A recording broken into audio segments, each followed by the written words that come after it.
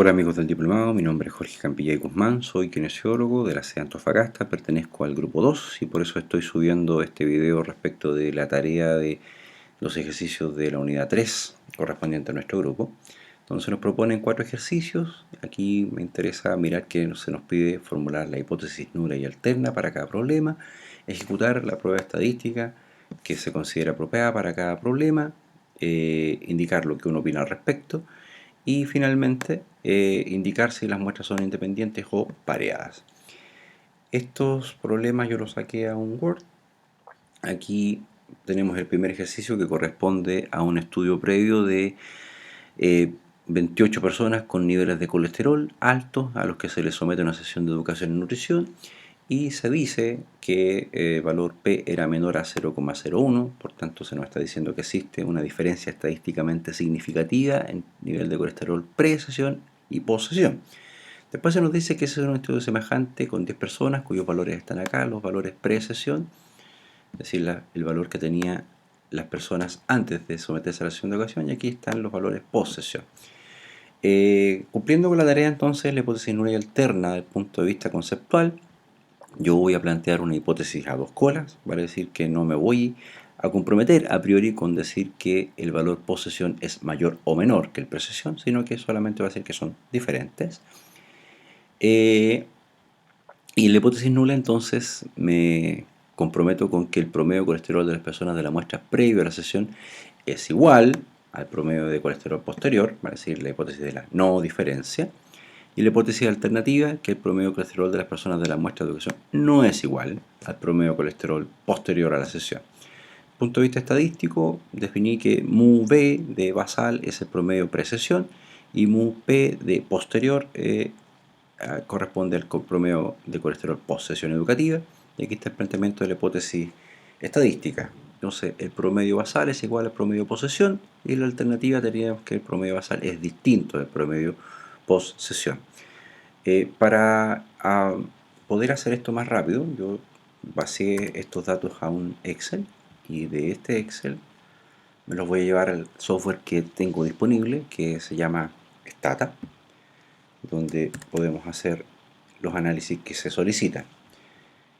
Entonces ahí tenemos los datos y, como comenté, esto es una diferencia de promedios de datos variados porque son las mismas personas que someten antes y después. Entonces aquí está la forma de hacer un análisis paramétrico, una prueba de T para datos pareados de comparación de promedios entre datos pareados. Entonces me interesa pre-sesión y me interesa post-sesión con un 95% de confianza, y es tan rápido y sencillo como pedirle a Stata que lo haga. Ahí está el número de observaciones y aquí interesante que pre-sesión este es el promedio del colesterol 268 y post-sesión 242,6.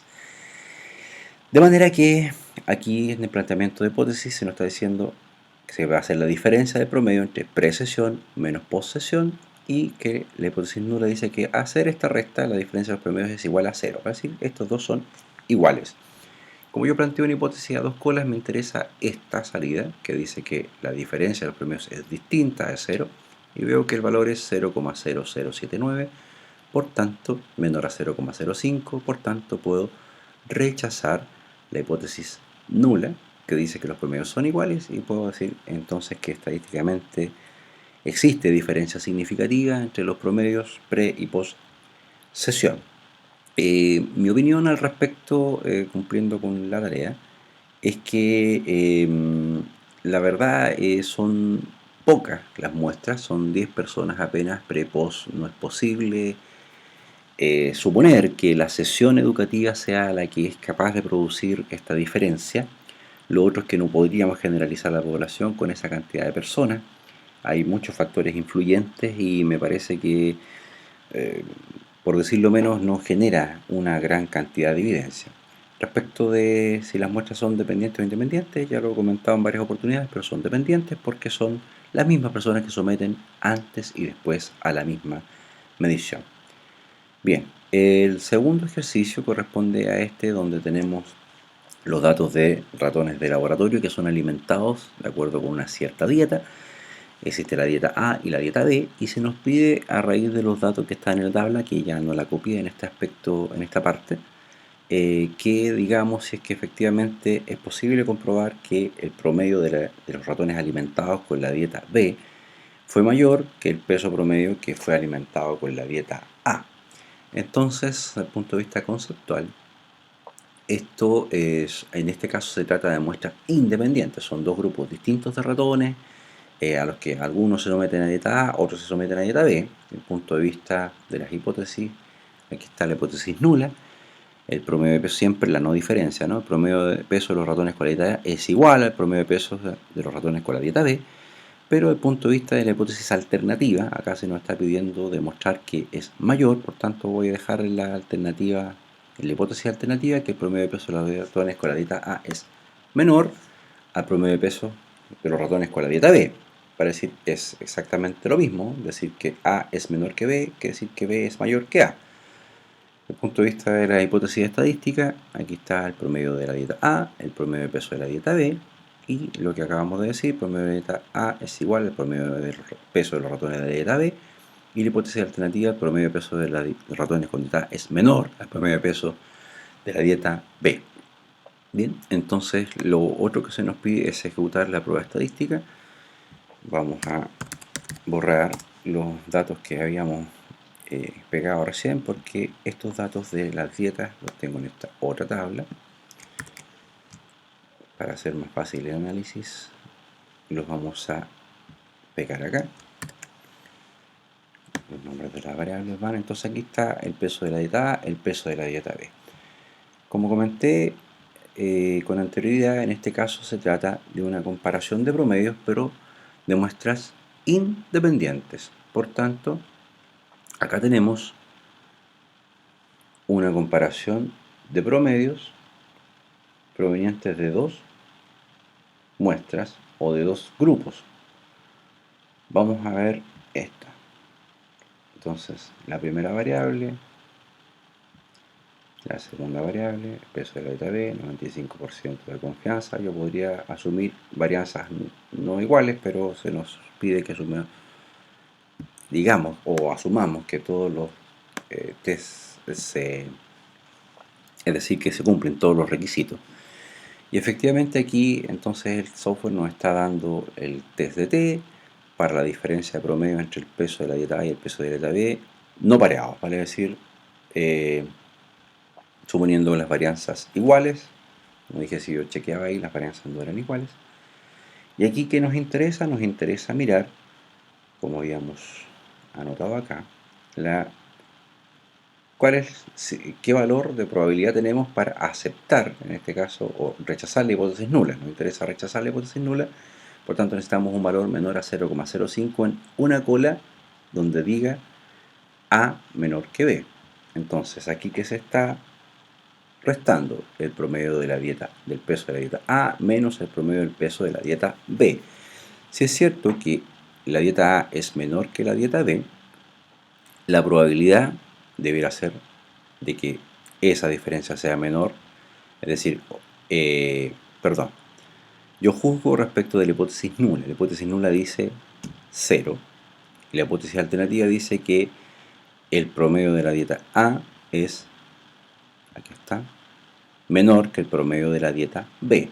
Entonces, si yo miro la salida a una cola, la diferencia dice 0,03, es decir, menor a 0,05, por tanto yo puedo rechazar la hipótesis nula, que dice que los promedios son iguales, y puedo por defecto aceptar la hipótesis alternativa de que el peso promedio de la dieta B es mayor, o que es lo mismo, ¿cierto?, que el peso de la dieta A es menor, que es lo que estamos mirando en este lado. Si lo miramos desde el otro punto de vista, que era lo que se nos pedía, ¿cierto?, cuando esta diferencia mayor que 0, tenemos casi 100% de probabilidad. Entonces, como lo miremos acá o acá, nos permite rechazar la hipótesis nula de todas formas y quedarnos con la hipótesis alternativa, en este caso, que sería que el promedio de la dieta B, que era lo que se nos preguntaba en el ejercicio, es mayor que el promedio de la dieta A, que aquí se planteó desde la otra perspectiva para mantener el orden. En este caso las muestras son independientes porque son, como ya dije, dos grupos de ratas distintas. El ejercicio 3 se nos dice que tenemos un grupo de 15 aprendices que fueron asignados en forma aleatoria a métodos de instrucción y que se persigue que saber cuánto mejoran y se tienen las calificaciones al término de la unidad. Y en este caso, el ejercicio 3, lo que tenemos acá, ¿cierto? Aquí están los métodos por los cuales se incluyeron, esta es la calificación que obtuvieron. Entonces, nuevamente aquí yo voy a borrar, porque lo que me interesa ahora son estos datos para pegarlos al otro lado. Siempre variable. Perfecto, entonces ahí están los datos. Y lo que yo tengo acá es una diferencia de promedios, pero tengo más de dos promedios, porque tengo los promedios del método A1, tengo los promedios del método A2 y tengo los promedios del método A3. Por tanto, lo que corresponde en este caso es que yo haga un análisis de ANOVA de una vía. Bien, entonces el análisis de ANOVA de una vía, ¿cuál es la variable respuesta? La calificación. Me interesa saber si la calificación se modifica dependiendo del método. Bien, lo vamos a hacer en dos etapas distintas porque aquí el problema con ANOVA es que nos va a decir si hay o no un promedio poblacional distinto de los demás, pero no vamos a saber cuál es. Entonces aquí están las diferencias entre los grupos y dentro de cada grupo. Y ahí está la probabilidad del test, del análisis de varianza de una vía, es igual a 0,0699, es decir, casi 0,07. Por tanto, uno podría suponer, mirando solamente este dato, de que efectivamente no existe diferencia entre ninguno de los promedios, ni de la instrucción A con el B, ni del A con el C, ni del B con el C. Sin embargo, si yo chequeo aquí la opción de la corrección de Bonferroni, lo que va a hacer es decirme efectivamente grupo a grupo si existe o no existe esa diferencia. Aquí quedó un poquito cortado. Bueno, esto sigue siendo exactamente lo mismo, ¿no? Ahí está la probabilidad, no ha cambiado. Ahí está la de arriba. 0,0699 y 0,07, por tanto no existe diferencia entre los grupos. Y aquí puedo mirar entre el grupo A2 y el grupo A1. Esta es la probabilidad, 0,6. Es decir, no existe diferencia entre el A1 y el A2. Entre el A3 y el A1, 0,6. Tampoco existe diferencia. Y entre el A3 y el A2, 0,07, mayor a 0,05. Por tanto, tampoco existen diferencias. Mi opinión al respecto, al igual que en los ejercicios anteriores, es que la cantidad de datos que se tiene para este análisis son demasiado pocos. Bueno, se aprecian acá en la tabla, ¿no? Son esos. Y por tanto, la diferencia, hay cosas que se están pidiendo asumir, como la igualdad de varianzas, por ejemplo, o la distribución normal, que suponemos que la población de la cual proviene este sujeto es normal, el montón de asunciones que no son posibles de juzgar. Parece que me desordené y debería haber dicho esto primero. Aquí están los promedios de las calificaciones de los métodos 1, 2 y 3. Esta es la hipótesis nula, donde aparece la igualdad de los promedios y la hipótesis alternativa. Al menos uno de estos era diferente. Acabamos de demostrar que efectivamente no existe diferencia en ninguno de los promedios de ninguno de los grupos. Y estas muestras también son independientes porque son trabajadores que se someten a uno u otro método de enseñanza. Y por último, en el número 4 se está planteando de que existe un cierto número de accidentes que se ha mirado, que existen diferencias o que se dan, pareciera más o menos, dependiendo del tipo de trabajo que desarrollan los empleados. Entonces, en ese caso, lo que se nos está pidiendo, hasta el ejercicio, esto, ¿sí? Entonces, se sabe, por ejemplo, que los accidentes médicos, hay 22 que no han tenido ningún accidente, que hay 35 cirujanos que han tenido ningún accidente. que 4 asistentes médicos han tenido 1 y que 10 cirujanos han tenido 1, que hay también 4 asistentes que han tenido 2 o más accidentes y que hay 9 médicos cirujanos que han tenido 2 o más accidentes. ¿Cómo saber si existe dependencia entre el tipo de trabajo y el número de accidentes? Bueno, en este caso esta es una tabla de contingencia. Como vemos tiene 3, 1, 2, perdón, 2, no marca, 3 filas y 2 columnas. Y lo que aplica mejor para este caso es un análisis de una prueba de independencia de chi cuadrado. Entonces, bueno, la hipótesis nula y alternativa, en el caso de la hipótesis nula, sería la hipótesis de independencia, es decir, el tipo de trabajo realizado es independiente del número de accidentes sufridos, mientras que la hipótesis alternativa sería que el tipo de trabajo realizado no es independiente del número de accidentes sufridos. Por razones de que no tengo todos los datos, a diferencia de los otros, me complicaba hacerlo en Stata porque tendría que inventar algunas cosas, por tanto este lo vamos a desarrollar en Excel. Vamos a aumentar un poquito el tamaño de esta cosa.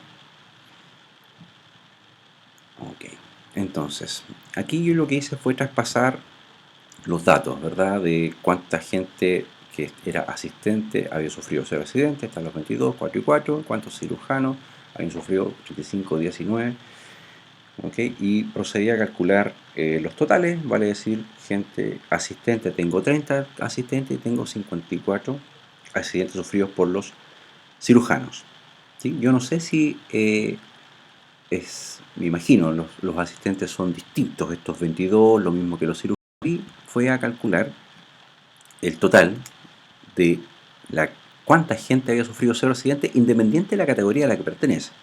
Lo mismo acá, estoy sumando la cantidad de gente que ha sufrido un accidente y acá la cantidad de gente que ha sufrido 2 o más accidentes, de manera que aquí tengo el total de accidentes que ha sufrido esta muestra, que son 84.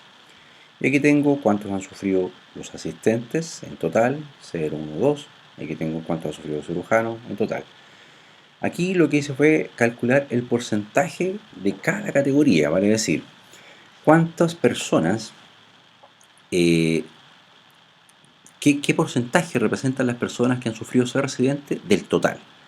Bien, qué porcentaje representan las personas que han sufrido un accidente del total, ¿sí? Qué porcentaje representan las personas que han sufrido 2 o más accidentes del total. Bien, y aquí veo que la sumatoria me da el 100%. Bien, entonces para la tabla de chi cuadrado es necesario calcular las frecuencias esperadas, de manera que, ¿cómo se obtienen las frecuencias esperadas? Para la categoría 0 accidentes, yo sé que el 0.68, es decir, el 68% de las personas de la muestra tiene 0 accidentes, lo calculamos recién. Si eso le calculo 68% a los 30 asistentes, lo que yo debiera tener es que un 20,36% de los asistentes debiera tener 0, que un 5% de los asistentes debiera tener un accidente y que un 4,64% debiera tener 2 o más. Cuando yo hago la sumatoria entre estos esperados, si se fijan, el valor que me da es 30, vale decir, los mismos 30 que tenía acá, pero si se fijan, los valores son, estos son los observados, estos son los esperados.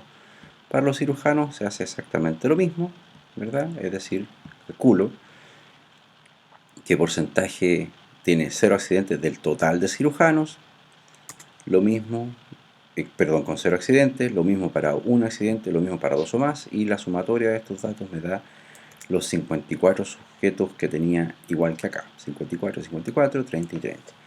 Entonces, a partir de los esperados, se puede hacer el cálculo de chi cuadrado. Chi cuadrado es igual a la frecuencia observada menos la frecuencia esperada al cuadrado dividido por la frecuencia esperada, este mismo valor que está acá.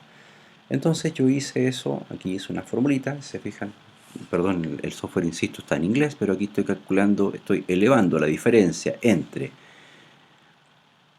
el observado menos el esperado al cuadrado, eso significa este 2 que está aquí, y lo estoy dividiendo por el esperado, ¿sí? Es decir, la diferencia de observado menos esperado al cuadrado partido por el esperado.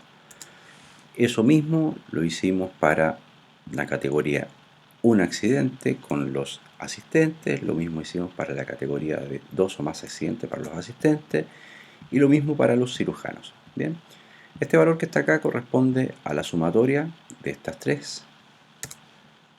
Esta otra que está acá corresponde a la sumatoria de estas tres, porque chi cuadrado implica la sumatoria de todas las combinaciones posibles, va a decir esto más esto más esto más esto más esto y más esto. Tengo 6 posibles. Aquí están los primeros 3 sumados, ¿sí? Aquí están los segundos 3 sumados. Y por último ahí está la sumatoria de esas dos. Vale decir, el valor de chi cuadrado es 0,655. Bien, chi cuadrado no es tan sencillo como los demás, requiere el uso de una tabla. Y esa tabla la podemos encontrar en internet. Ahora, ¿cómo se juzga esto de acuerdo con los grados de libertad? Como yo había dicho al principio, esta tabla tiene 1, 2, 3 filas y tiene 1, 2 columnas, ¿sí? En los grados de libertad, a partir de una tabla de contingencia, se calcula como las filas menos 1, es decir, 3 menos 1, y las columnas menos 1, es decir, 2 menos 1. Y yo tengo que multiplicar, lo vamos a hacer para que se note, ¿no? Tengo 2 grados de libertad. Por tanto, lo que no me dice el ejercicio, en ninguna parte, es si se quiere determinar esto con algún grado de confianza. Pero independiente de eso, lo podemos mirar porque la tabla nos ofrece todas las posibilidades habidas y por haber. Entonces, por ejemplo, 2 grados de libertad. Esta es la columna que yo tengo que mirar. Aquí están los 2 grados de libertad. Y si yo dijera que esto lo quiero saber con una confianza del 95%, el valor de chi cuadrado es 5,99. El valor que acabamos de calcular es 0,65. Vale decir, es menor al valor del área bajo la curva hacia la derecha de chi cuadrado, por tanto se acepta la hipótesis nula. Si lo miro al 90% es 4,6 y el valor que nosotros acabamos de calcular es 0,6, también es menor, por tanto se acepta la hipótesis nula. Y si lo miramos al 99% es 9,2 y el valor que nosotros calculamos es 0,6, también es menor, por tanto se acepta la hipótesis nula. ¿Y qué decía la hipótesis nula? Que el tipo de trabajo realizado es independiente del número de accidentes sufridos, por tanto no existe dependencia, que era lo que nos piden acá. ¿Se puede determinar un nivel de dependencia? No, no es posible determinar un nivel de dependencia porque son independientes, de acuerdo con lo que acabamos de calcular. Mi opinión, bueno, chi cuadrado en general tiende a demostrar estas relaciones de dependencia o independencia entre variables que se clasifican de acuerdo a estas tablas por categorías, ¿verdad? Y que es muy dependiente del nivel de categorías y también del tamaño de la muestra. En la medida que la muestra aumenta, chi cuadrado tiende a parecerse un poco más a la distribución normal, pero su interpretación no es fácil y en general me parece que no es extrapolable tampoco a poblaciones porque es una cuestión muy puntual de una observación en un determinado periodo de tiempo. Bueno, chiquillos, espero no haberlos aburrido mucho, que les vaya bien y espero sus comentarios en el módulo. Chao.